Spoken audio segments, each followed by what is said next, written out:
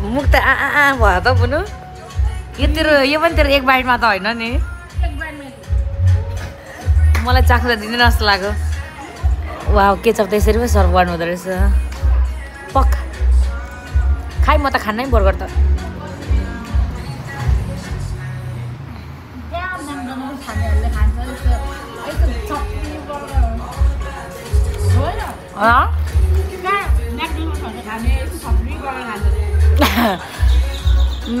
यो त म्याकडोनल्ड भन्दा त यही राम्रो छ नि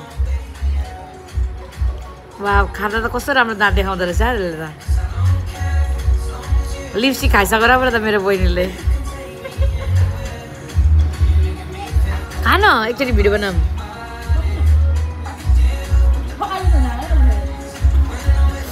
यो नखाइकन मेरो बहिनी नखाइकन कसरी मासु लाग्यो भन्छ क्या